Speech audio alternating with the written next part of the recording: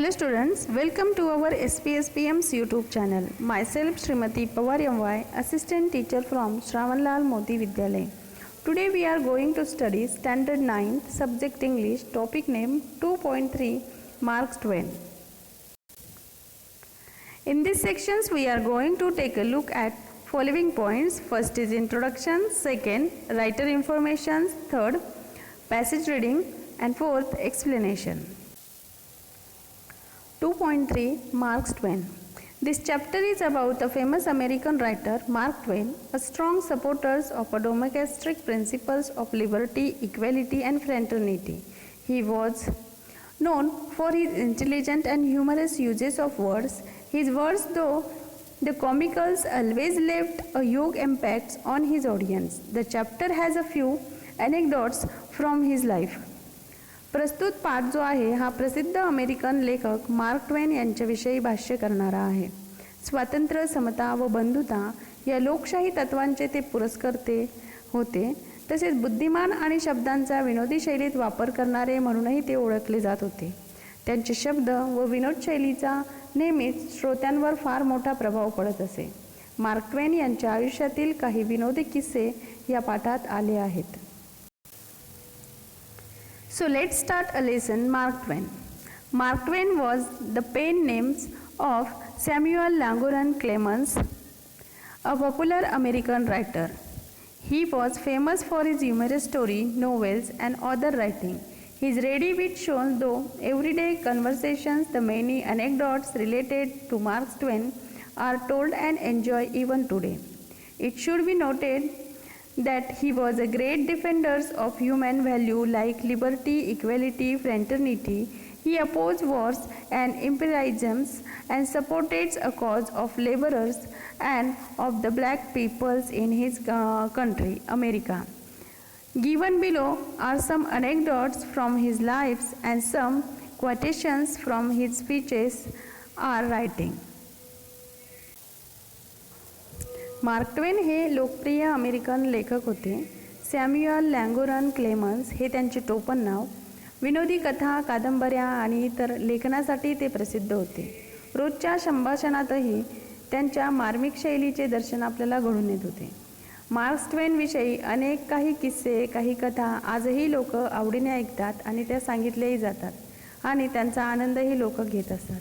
हेही नमूद करायला हवे की मार्क ट्वेन जे आहे ते स्वतः स्वातंत्र्य, समता आणि बंधुभाव यांसारख्या मानवी मूल्यांचे मोठे समर्थक होते. युद्ध आणि साम्राज्यवाद याचा त्यांनी करडा विरोध केलेला होता. त्यांच्या देशातील म्हणजेच अमेरिकेतील कामगारांच्या आणि कृष्णवर्णीय लोकांच्या हितासाठी त्यांनी कायम पाठिंबा दिला. त्यांच्या जीवनातील काही घटना आणि त्यांच्या भाषणातील व लिखाणातील काही उतारे हे आपण आता पुढे पाहणार आहोत. Some anecdotes. One day during a lecture tour, Mark Twain entered a local barber shop for a shave. This Twain told the barber was his first visit to the town. "You have chosen a good time to come," he declared. "Oh," Twain replied. "Mark Twain is going to lectures here tonight. You will want to go, I suppose." "I guess so." "Have you bought your ticket yet?" "No, not yet." "Well, it's sold out, so you will have to stand." "Just my luck," said Twain with a sigh. "I always have to stand when that fellow lectures." Mark ट्वेन यांच्या जीवनातील काही किस्से व घटना. एके दिवशी व्याख्यानाच्या दौऱ्यावर असताना मार्क ट्वेन एका स्थानिक न्हाव्याच्या दुकानात दाढी करण्यासाठी गेले. मग त्या शहराला ते प्रथमच भेट देत होते. त्यामुळे ट्वेन यांनी त्या न्हाव्याला सांगितले की मी प्रथमच या ठिकाणी शहराला भेट देतोय. मग येथे येण्यासाठी तुम्ही अगदी योग्य वेळ निवडली असं त्यावेळेस त्या सलूनवाल्यांनी मार्क ट्वेन यांना सांगितलं. खरेच, मार्क ट्वेन म्हणतात. तर हो, कसं काय? तर त्यावेळेस सलूनवाला सांगतो की आज रात्री म्हणजेच संध्याकाळी मार्क ट्वेन यांचं व्याख्यान आपल्या शहरामध्ये आयोजित केलेलं आहे. तुम्हाला तिकडे जायला आवडेल का? मग मलाही असंच वाटतं, मार्क ट्वेन म्हणतात.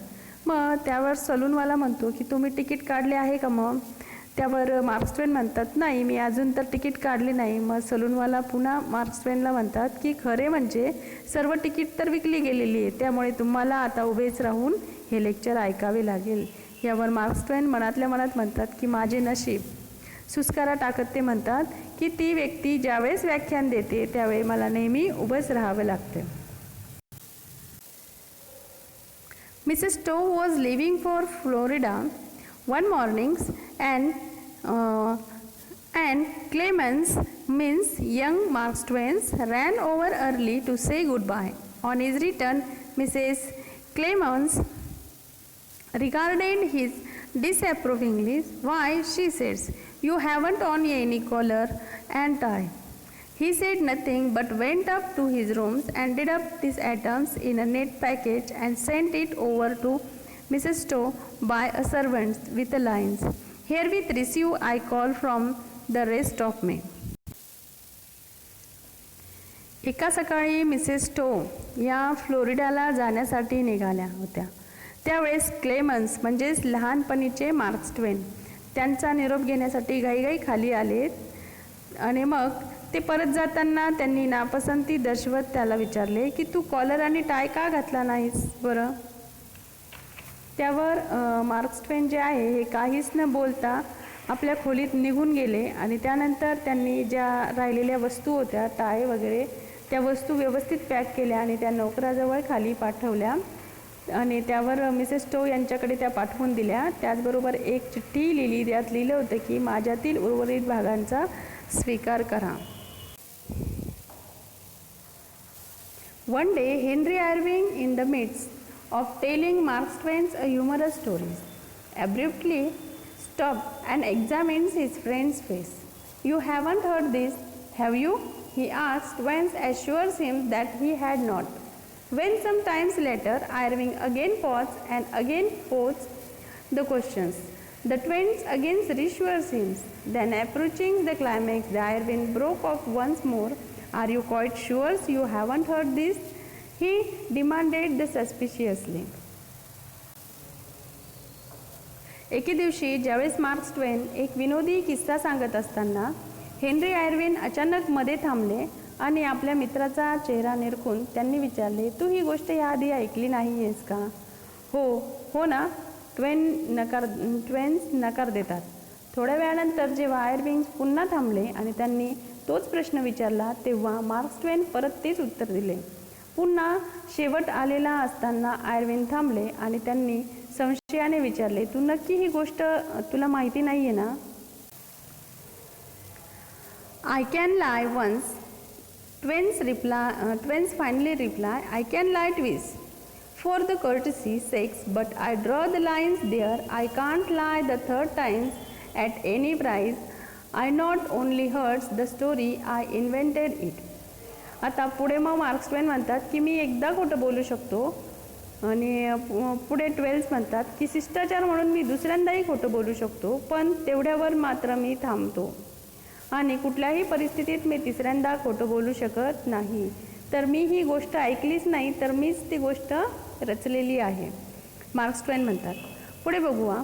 Marks Twain's once propose a plans for the improvements of English spellings.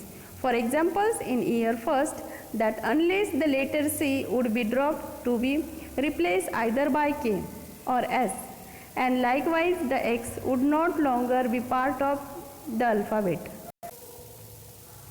एकदा मार्क्स ट्वेन यांनी इंग्रजी स्पेलिंग सुधारण्यासाठी एक योजना तयार केली, एक प्लॅन तयार केला. उदाहरणार्थ पहिल्या वर्षी त्यांनी सी हे निरुपयोगी अक्षर गाळून त्या जागी के किंवा एस हे अक्षर घेण्यात यावे आणि त्याप्रमाणे एक्स हे अक्षर अल्फाबेटमधून पूर्णपणे काढून टाकावे. अशाप्रमाणे त्यांनी प्लॅन केला.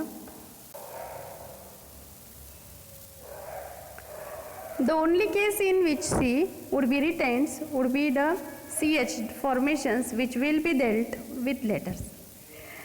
Year second, the might the reforms W spelling so that which and ones would take the same consonants, whilst year third might well the abolish why the replacing it with I, and year fourth might fix the G and J, the anomaly once and for all.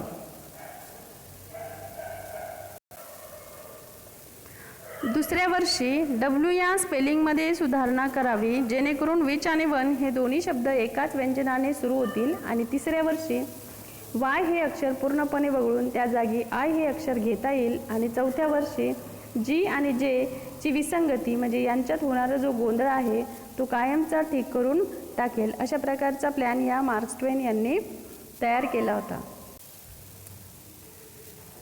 Generally, then the improvements would continue year by years with year fifth, the doing away with unless the double consonants and year 6 and 12, or so the modifying the vowels are the remaining the voiced and unvoiced consonant. पुढे Mark ट्वेन म्हणतात की सहसा मग दर वर्षागणित सुधारणा होत राहिली पाहिजे. मग पाचवे जे वर्ष आहे या पाचव्या वर्षी शब्दातील दुहेरी व्यंजन वगळता येतील, निरुपयोगी दोन व्यंजने वगळता येतील आणि 6व्या आणि 12व्या वर्षाच्या आसपास स्वर आणि उर्वरित जे व्यंजने ते बदलता येईल. तर 15व्या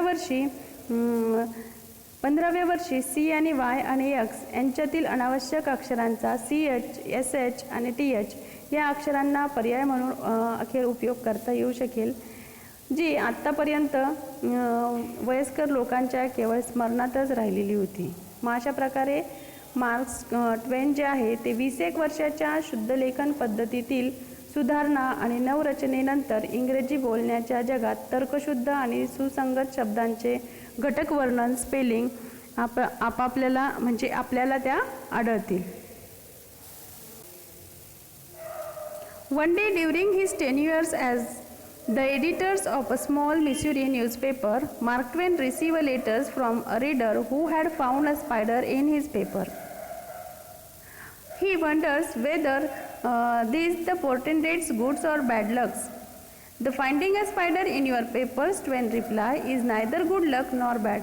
The spider was merely looking over our papers to see which merchant was not advertising so that he could go to that store, spin his web across the doors and lead a life of undisturbed peace ever afterward.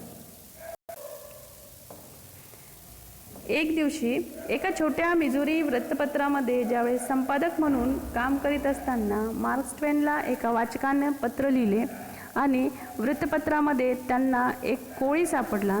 मग हा शुभ शकुन होता की अपशकुन होता असा प्रश्न त्यांना विचारण्यात आला. त्यावेळी मार्क ट्वेन यांनी उत्तर पाठवले, मग वर्तमानपत्रामध्ये कोळी सापडणे हा शुभ शकुनही नाही आणि अपशकुन देखील नाही. तो कोळी केवळ कोणत्या व्यापाऱ्याने वर्तमानपत्रात आपली जाहिरात दिलेली नाही आहे हे पाहत होता, जेणेकरून तो त्या दुकानात जाईल आणि तिथल्या दरवाजावर आपले जाळे विणेल आणि कोणत्याही व्यत्ययाविना यापुढे निवांतपणे तो आपले आयुष्य त्या ठिकाणी व्यतीत करू शकेल अशा प्रकारचं उत्तर मार्क ट्वेननी त्या वाचकाला पत्राद्वारे मग दिलं. Mark Twain's birth in November 1835 was heralded by the returns of Halley's comments.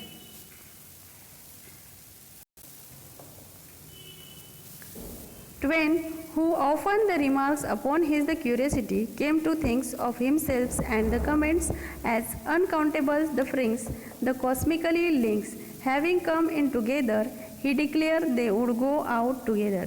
In fact, Twain was the proof right. On the nights of his death in April 1910, the Halley's comments once again blazed through the sky. Mark ट्वेनचा जन्म आणि हॅलीच्या धूमकेतूचे पुनरागमन या दोन्ही गोष्टी ज्या आहे 1835 सालच्या नोव्हेंबर महिन्याच्या विशेष घटना होत्या. या योगायोगाबद्दल ट्वेनला नेहमी विचारले जायचे. त्यावेळेस ट्वेन्स म्हणतो की मला असे वाटते की ते स्वतः आणि तो धूमकेतू या दोघांमध्ये अतिशय विलक्षण अशी गोष्ट आहे. एकमेकाशी त्यांचे काही वैश्विक असे संबंध आहेत आणि त्या एकत्र या जगात आल्या असून त्या दोन्ही गोष्टी एकत्रच या जगातून निघून जाणारे, या जगाचा निरोप घेणारे असे त्यांनी जाहीर केलेले होते, नमूद करून ठेवलेले होते आणि खरोखर तसंच घडलं. ट्वेन्सने जे भाकीत केलं होतं ते योग्य होते. एप्रिल 1910 साली ज्यावेळेस त्यांचे निधन झाले त्याच रात्री हॅलेचा धूमकेतू पुन्हा आकाशामध्ये झळाळलेला दिसला होता. पुढे बघूया सम quotations. April Fool's Day, this is the day upon which we are reminded of what we are on the others 364. Mark Twain म्हणतो की एप्रिल फुलचा दिवस जो आहे इतर 364 दिवस आपण कसे आहोत, कोण आहोत याची आठवण करून देणारा हा दिवस असतो. A man cannot be comfortable without his on approval. पुढे मार्क ट्वेन म्हणतो की मनुष्य स्वतःच्या स्वीकृतीशिवाय निश्चिंत राहू शकत नाही. थर्ड quotations बघू. A person with a new idea is a crank until the idea succeed. पुढे मार्क ट्वेन म्हणतो की एखादी नवीन कल्पना सुचलेला मनुष्य जोपर्यंत ही कल्पना तो प्रत्यक्षात उतरवत नाही तोपर्यंत तो विक्षिप्तपणे वागत असतो. Age is an issue of minds over matter if you don't mind it doesn't matter. पुढे मार्क ट्वेन म्हणतो की वय हा मुद्दा मनाच्या मानण्यावर अवलंबून असतो. मानला तर महत्त्वाचा, नाहीतर तो गौण असतो. ऑल जनरलायझेशन्स आर फॉल्स इन्क्लुडिंग दिस वन. पुढे मार्क ट्वेन म्हणतो की सर्वसामान्य विधाने जे आहे ते सर्व असत्य असतात आणि त्यात हे विधान देखील आहे. Be careful about reading the health books you have die of a misprint. पुढे मार्क ट्वेन म्हणतो की आरोग्यविषयीची पुस्तके ही काळजीपूर्वक वाचा. चुकीच्या छपाईमुळे कदाचित तुमचा जीवही जाऊ शकतो. पुढचं quotations बघूया. Be careless in your dress if you will but keep a tidy souls. पुढे मार्क ट्वेन म्हणतो की आरोग्याविषयीची एक वेळ तुमची राहणी गबाळी किंवा अस्वच्छ असू द्या, पण मन मात्र स्वच्छ व नीटनेटकेच ठेवा. Classic. A book which people praise and don't read. Mark Twain म्हणतो की अभिजात वाङ्मय जे आहे हे एक असे पुस्तक आहे ज्याची लोक वाहवा करतात पण वाचत मात्र कोणीच नाही. Humour is mankind greatest blessing. विनोद किंवा हास्य हे मनुष्यातील मिळालेले त्याला सर्वात मोठे वरदान आहे. I am an old man and have known a great many troubles but most of them never happen. पुढे मार्क ट्वेन म्हणतो की मी एक वयोवृद्ध इसम आहे आणि कित्येक अडचणी मला माहीत आहे, पण त्यातल्या बऱ्याचशा कधी घडलेल्याच नाही. I must have a prodigious the quantity of minds it takes me as much as a week sometimes to make it up. पुढे मार्क ट्वेन म्हणतो की माझ्या मेंदूची शक्ती नक्कीच अफाट असावी, कारण त्याला एखाद्या गोष्टीसाठी तयार करण्यासाठी कधीकधी मला अक्षरशः एक आठवडाही लागतो. If you tell the truth, you don't have to remember anything. Mark Twain म्हणतो की जर तुम्ही खरे बोलत असाल तर तुम्हाला काहीही लक्षात ठेवण्याची गरज पडत नाही. It is better to deserve honor and not have them than to have them and not deserve them. Mark Twain म्हणतो की योग्यता नसताना सन्मान मिळवण्यापेक्षा तो सन्मान मिळवण्यास पात्र असणे व तो न मिळणे हे अधिक श्रेयस्कर असते. पुढे मार्क ट्वेन म्हणतो की it is better to keep your mouth close and let people think you are fools than to open it and remove all doubts. Mark Twain म्हणतो की तुम्ही गप्प आहात याचा अर्थ तुम्ही मूर्ख आहात असे जरी लोकांना वाटले तरी चालेल, पण आपले तोंड उघडून त्यांचा समज पक्का होऊ देऊ नका. Next quotations. It's no wonder that truth is stranger than the fictions. Fiction has to make sense. Mark Twain म्हणतो की सत्य हे कल्पित गोष्टींपेक्षा चमत्कारिक असते, यात काही नवल नाही, कारण कल्पित गोष्ट मात्र सुस्पष्टता धरून ती असायला हवीत, म्हणजे तारतम्यताला धरून ती असायला हवीत. Whenever you find yourselves on the sides of the majority, it is time to pause and reflect. पुढे मार्क ट्वेन म्हणतो की तुम्ही जर बहुमताच्या बाजूने आहात तर त्यावेळेला तुमच्या असे लक्षात आलं पाहिजे की तुम्ही त्यावेळेला थांबून नीट विचार करायला हवा. Why is it that you rejoice at a birth and grieves at the funerals? It is because we are not a person involved. Mark Twain म्हणतो की जन्माच्या वेळी आपण आनंद साजरा करतो आणि अंतसमयी शोक व्यक्त करतो. असे का बरं? याचे कारण आपण स्वतः त्या व्यक्तीच्या जागी नसतो. Thousands of genius they live and die, undiscovered the either by themselves or by others. पुढे मार्क ट्वेन म्हणतो की हजारो अतिबुद्धिमान माणसे जगत असतात आणि मरत असतात, पण त्यांची कुणीही दखल घेत नाही, न ते स्वतः न इतर. Thunder is good, thunder is impressive, but it is the lightning that does the work. पुढे मार्क ट्वेन म्हणतो की मेघगर्जना चांगली असते, मेघगर्जना प्रभावी पण असते, पण शेवटी खरं काम तर विजाच करतात, म्हणजेच गरजेल तो पडेल काय. When I was younger, I could remember anything whether it happens or not. Mark ट्वेन पुढे म्हणतो की मी लहान होतो तेव्हा घडलेली आणि न घडलेले सर्व काही माझ्या लक्षात राहायचे. When your friends begin to flatter you on how young you look, it's a sure sign you are getting old. ज्या वेळेला मार्क ट्वेन म्हणतात की ज्या वेळेला तुम्ही किती तरुण दिसतात असे तुमचे मित्रमंडळी तुम्हाला म्हणतात आणि तुमची फाजील स्तुती करतात, त्यावेळेला नक्कीच तुम्ही म्हातारे होऊ लागलेले आहात असे समजावे. Thank you students. We will meet soon in our next lecture. Our next lecture topic is 2.4. Please listen.